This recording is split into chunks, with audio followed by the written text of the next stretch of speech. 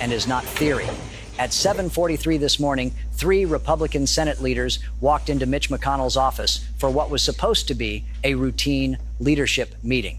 They walked out 47 minutes later, and within 2 hours, Washington had erupted into the most consequential internal party revolt since Watergate. This is not about policy disagreements. This is about senior Republicans concluding that Donald Trump has become ungovernable, and what triggered it will shock you.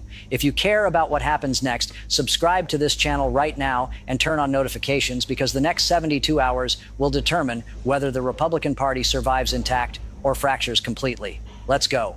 Here is what nobody is reporting yet. Here is what I have confirmed through 3 separate sources inside the Senate Republican Conference. Wednesday morning, 2:17 a.m., Donald Trump places a call to the Senate Majority Leader. He demands an immediate vote on what he calls the Emergency Powers Expansion Act. He gives an ultimatum. Pass it by Friday or I primary every single one of you. He threatens to campaign against Republicans in their own states. 6:30 a.m., leaked audio surfaces a recording of Trump privately saying, and I quote, "I do not need the Senate. These people work for me." The audio circulates among senior Republicans. The reaction is not fear, it is fury. 7:43 a.m., an emergency meeting is convened. McConnell, Thune, Barrasso, Cornyn, 47 minutes behind closed doors.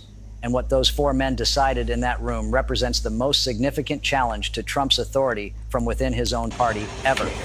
To understand why this morning's revolt is so significant, you need to understand how Donald Trump has controlled Senate Republicans for the past 8 years. This is not about ideology. This is not about policy. This is about fear. And fear, when weaponized effectively, can control an entire political party. Let me give you 3 examples that every Republican senator understands intimately. 2020, Mitt Romney votes to convict Trump in the first impeachment trial. Trump's response is immediate and vicious, complete and total disgrace. Romney is censured by his own state party. He is isolated. He is politically damaged. The message is sent to every other Republican senator: defy me and pay the price. 2021, Bill Cassidy votes to convict in the second impeachment. He does everything humanly possible to rehabilitate the relationship.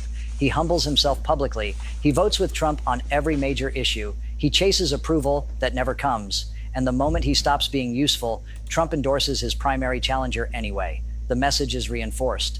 Loyalty to Trump is never protection. It is a delay. 2023, Kevin McCarthy negotiates a debt ceiling deal. Trump privately disapproves. Within weeks, McCarthy is removed as Speaker of the House. The message is crystallized. I can destroy anyone at any time for any reason.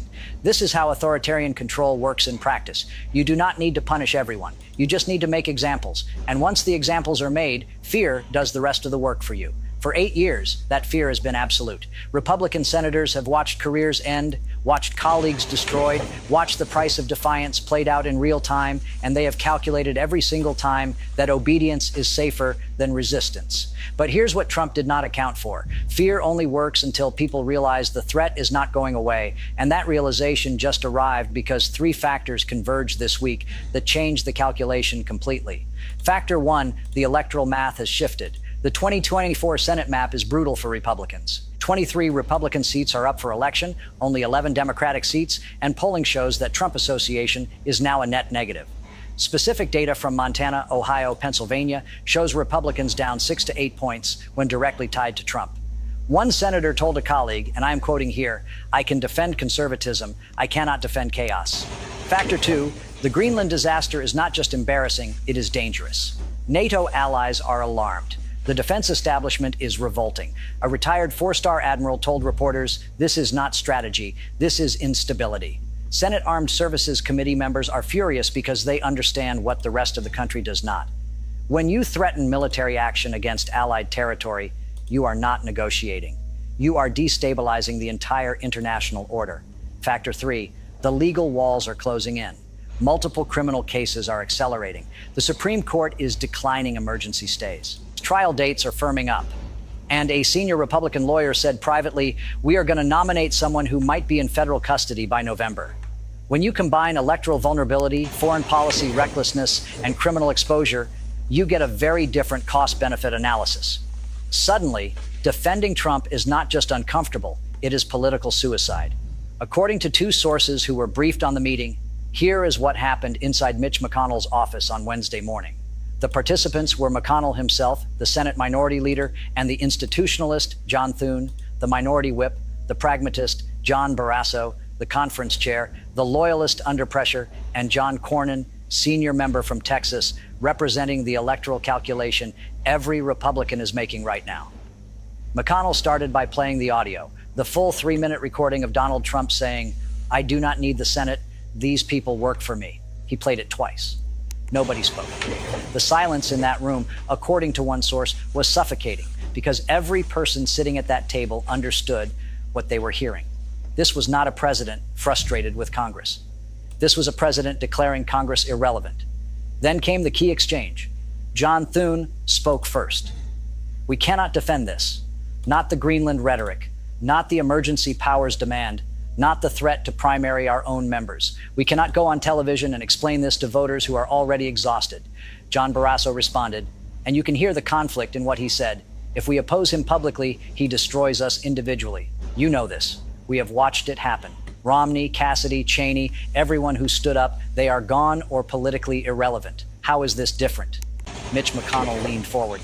"Here is how it is different. He is going to destroy us anyway. The question is not whether we survive politically. The question is whether we go down defending him or defending the institution. And I am telling you, if we do not draw a line right now, there will be no institution left to defend." John Cornyn added the electoral reality. "Texas polling has me down 4 points. Every single point is Trump-adjacent chaos. My voters do not want this anymore. They want stability. They want governance. They do not want their senator explaining why the president is threatening to invade Greenland." And this is where it gets critical, because what McConnell proposed was not just symbolic resistance, it was structural.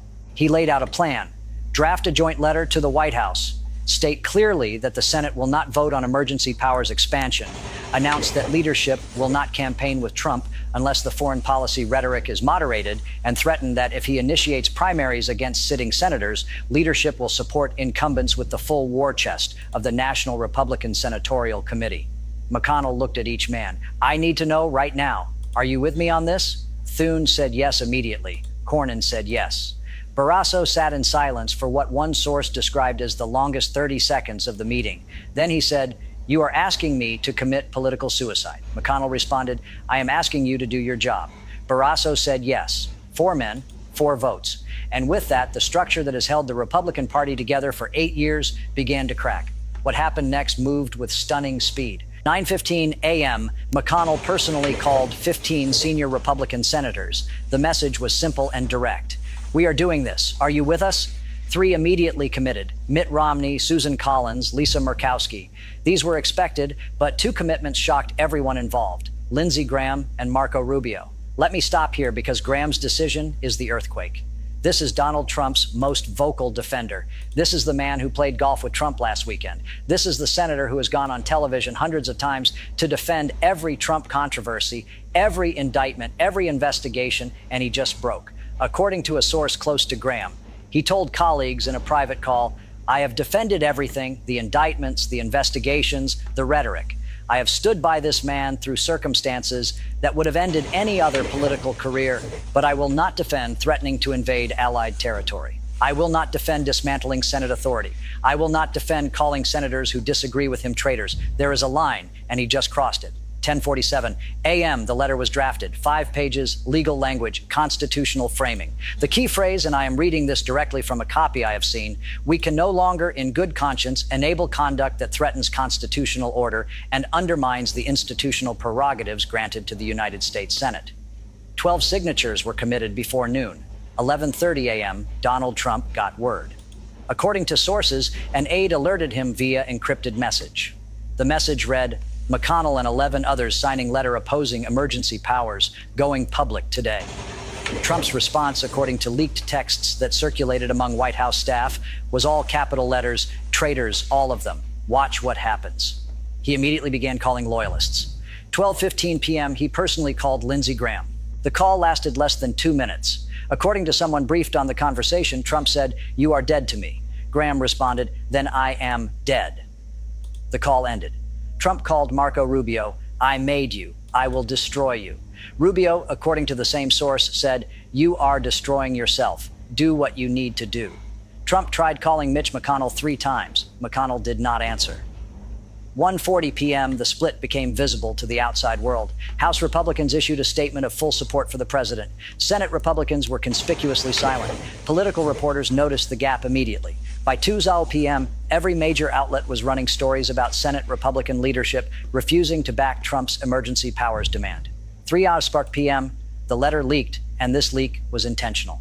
The Washington Post received a copy. Politico confirmed the signatures within minutes. By 3:15, the full text was published everywhere, and the political world understood immediately what was happening. This was not a private disagreement. This was open revolt. But here's the detail that leaked 20 minutes after the letter went public. Here's the part that shows you how serious this is. According to a senior Republican strategist who has seen the internal documents, Senate leadership has prepared a three-stage contingency plan for what happens if Trump retaliates. Stage 1, if Trump attacks publicly, 5 additional senators issue supporting statements. Leadership holds a press conference. The message is clear. We respect the presidency, but we serve the Constitution first. Internal assessment gives this an 80% probability of happening. Stage 2. If Trump initiates primary challenges, the Leadership Political Action Committee commits $50 million to defend incumbents. The National Republican Senatorial Committee refuses all funding to challengers. Corporate donors are mobilized. The message becomes the Senate conference stands together. Probability 60%. Stage 3, and this is the one that should terrify everyone. This is the plan they hope never to execute. If Trump continues escalation, the Senate moves forward with a formal resolution limiting executive emergency powers. This would require a bipartisan coalition with Democrats. It could include a potential censure vote. The message would be constitutional limits are non-negotiable. Probability 30%. One senator involved in drafting this plan told a colleague, and I am quoting directly, "We have war-gamed every scenario. If he wants a fight, we are prepared to fight, but he needs to understand something fundamental. This time, we are not backing down." Hit that like button right now if you are starting to see how this connects, because what I'm about to tell you about the Democrats' response is going to change your entire understanding of what is happening here. While Republicans were tearing themselves apart Wednesday afternoon, Senate Democrats held their own closed-door meeting. And according to sources in the room, Chuck Schumer made a calculation that will define the next phase of this crisis. Democrats face 2 options. Option 1, exploit the chaos. Attack Trump and Republicans together. Frame this as GOP civil war proves unfitness to govern. Campaign on the dysfunction. The political upside would be enormous, but the risk is that Republicans reunify against a common enemy.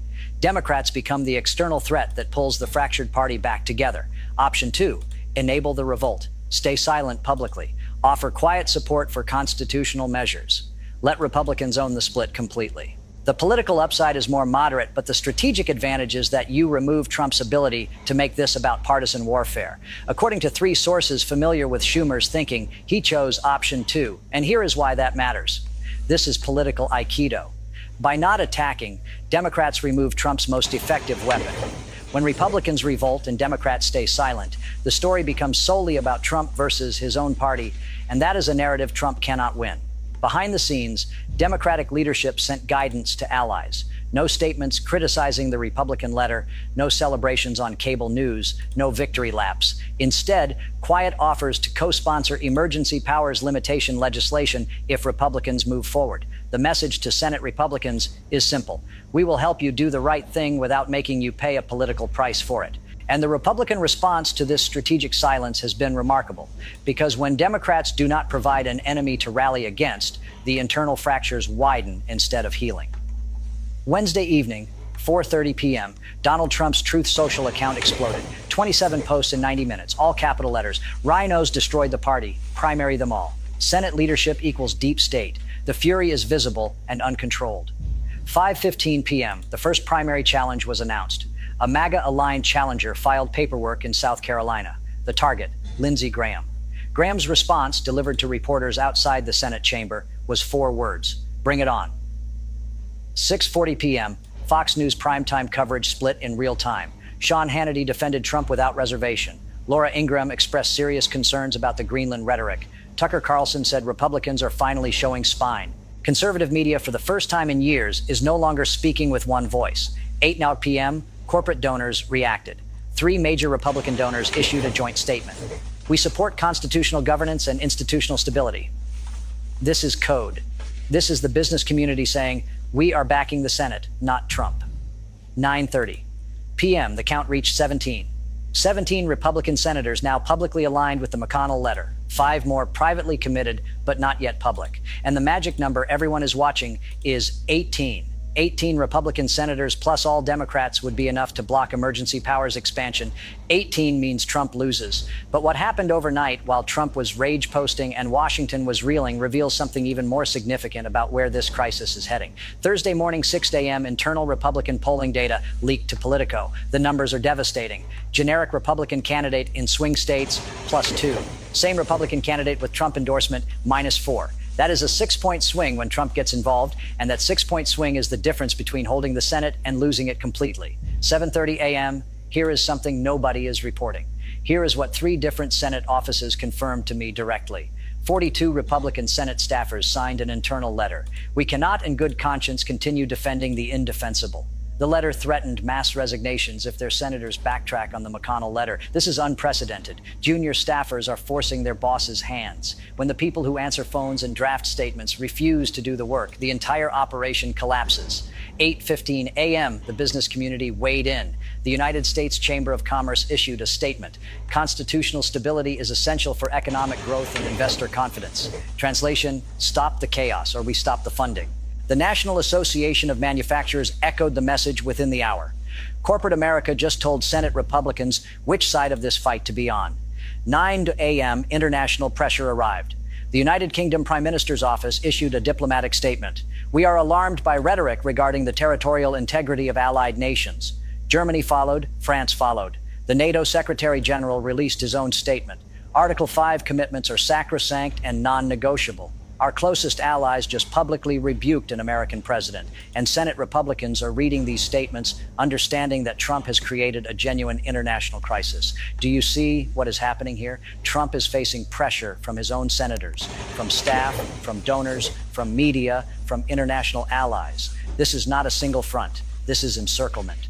And when you are surrounded, you have 2 options: retreat or escalate. 10 a.m. Thursday, Trump chose escalation. He announced an emergency rally. Location, South Carolina, Lindsey Graham's home state. Date, this Saturday. The message is transparent. Real Republicans versus rhinos. This is Trump declaring war on his own party in the most public way possible. 11:30 a.m., White House meeting. Trump assembled his most loyal House allies: Marjorie Taylor Greene, Matt Gaetz, Lauren Boebert, the House Freedom Caucus chair. They are planning what one source called a maximum pressure campaign against Senate Republicans. 12:45 p.m., the threat level rose. Trump posted on Truth Social, "The 17 traitors will pay." He called for protests at Senate offices. Federal law enforcement immediately elevated security concerns. U.S. Capitol Police went on heightened alert. 1 p.m., Mitch McConnell responded. His spokesperson issued a statement, "Threats and intimidation will not deter us from our constitutional responsibilities." The Senate does not work for any individual. We serve the American people and the Constitution. But here's what McConnell did that the statement does not mention. Here is what 3 sources confirmed. He quietly reached out to 5 Democratic senators, not Chuck Schumer, 2 visible moderate Democrats: Joe Manchin, Kyrsten Sinema, John Tester, Sherrod Brown, Bob Casey. The message was direct.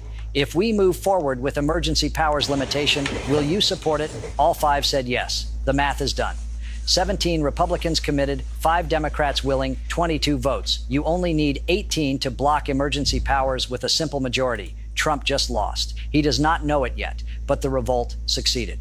Let me step back and explain why what happened in the last 48 hours represents a fundamental shift in American politics. This is not just about one crisis. This is about the mechanism of authoritarian control breaking down in real time. And first, fear no longer works as a control mechanism. Trump's entire power structure has depended on one simple calculation. Republicans are more afraid of him than they are of electoral consequences. That calculation just reversed. When your political survival requires distance from Trump rather than loyalty to Trump, fear inverts. You cannot primary 17 senators. The Republican Party cannot survive that civil war, and every senator doing this math right now understands it. Second, collective action breaks authoritarian control. Authoritarians exploit isolation. They pick off targets one by one. Romney alone, destroyed. Cassidy alone, humiliated. But when targets act together, when they commit to each other publicly and in writing, the dynamic changes completely. McConnell's genius was making this structural, not individual. Nobody can be singled out when everybody signs the letter. The risk is shared. The the protection is mutual. Third, institutions can resist when they choose to. The Senate has constitutional authority that Trump needs. Emergency powers require Senate approval. Judicial nominations require Senate confirmation. Budget authority rests with Congress. For 8 years, the Senate voluntarily surrendered that authority because individual senators feared individual consequences. Now they are reclaiming it. And this demonstrates something critical. The weakness was always a choice, not an inevitability. So what happens in the next 48 hours? I'm going to give you 3 scenarios with honest probability assessments. Scenario 1, Trump backs down. He moderates the rhetoric. He drops the emergency powers demand. He claims, mission accomplished, we moved the conversation. Everybody declares victory. Probability, 25%. Scenario 2, stalemate. Trump continues attacks, but does not escalate to full primary war. Senate holds firm, but does not advance emergency powers limitation. Uneasy detente through the election. The fracture continues in slow motion. Probability, 50%. Scenario 3, full rupture. Trump launches all-out primary challenges. Senate passes emergency powers limitation with Democratic votes. Formal split in the Republican Party. Electoral catastrophe in November. Probability, 25%. My assessment based on conversations with 8 different Senate offices, Scenario 2 slowly drifting towards Scenario 3. The split will not heal. It will widen, but gradually, not explosively. Trump will keep pushing, Republicans will keep resisting, and the gap between them will grow every single day until something breaks permanently. So let me bring this full circle. Here is what you need to understand about what happened this week. This revolt is not about Greenland. It is not about tariffs. It is not about policy disagreements. This is about who controls the Republican Party. Donald Trump demanded absolute authority. The Senate said no, and that no changes everything. The fracture is structural, not emotional. This is not angry senators having feelings. This is calculated political survival. When the electoral math changes, when defending Trump costs you your seat, behavior changes. Loyalty becomes liability. But here is what worries me. Here is what should concern every American, regardless of party. When authoritarians feel cornered, they escalate. Trump has never faced internal revolt like this before. His pattern when threatened is to attack harder. What happens when that attack targets not Democrats, but his own party? Can the Republican Party survive a civil war? Can American democracy survive the Republican Party tearing itself apart? I do not have those answers. Nobody does. But we are going to find out soon. Subscribe to this channel right now. Hit that notification bell because in the next 48 hours, 3 things will happen. Trump will either back down or double down. Senate Republicans will either hold firm or fracture, and we will know whether this revolt becomes revolution or just another failed resistance. I will be here breaking down every development as it happens. You will not get this analysis anywhere else. The next 72 hours determine whether Trump controls the Republican Party or whether the Republican Party finally controls Trump. Stay alert.